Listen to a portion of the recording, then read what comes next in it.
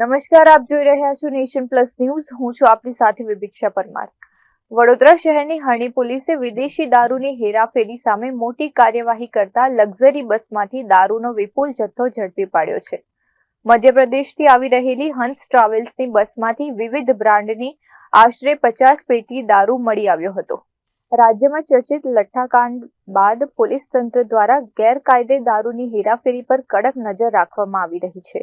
ગતરોજ રાત્રે વડોદરા શહેર પીસીબીની ટીમે દારૂનો જથ્થો ઝડપ્યા બાદ આજે વહેલી સવારે હરણી પોલીસને વધુ એક સફળતા મળી હતી. હરણી પોલીસને બાતમી મળી હતી કે મધ્યપ્રદેશ તરફથી આવી રહેલી હંસ ટ્રાવેલ્સની લક્ઝરી બસમાં ગેરકાયદે વિદેશી શરાબનો જથ્થો વડોદરા લવાઈ રહ્યો છે. આ બાતમીના આધારે હરણી પોલીસે ગોલ્ડન ચોકડી પાસે વોચ ગોઠવી બસને આંતરિક તપાસ હાથ ધરી હતી.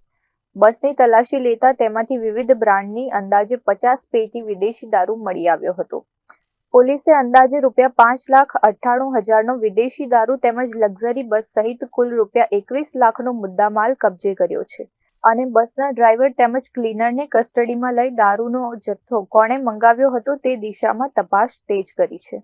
જીતેન્દ્રસિંહ રાજપૂત સાથે Chirag Patel, nation plus news, Vadodara. સમાચારોના સતત અપડેટ મેળવવા માટે અમારી નેશન પ્લસ ન્યૂઝની યુટ્યુબ ચેનલને સબસ્ક્રાઇબ કરો, બેલ આઇકન દબાવો અને જોડાયેલા રહો ફેસબુક, ઇન્સ્ટાગ્રામ અને ટ્વિટર પર.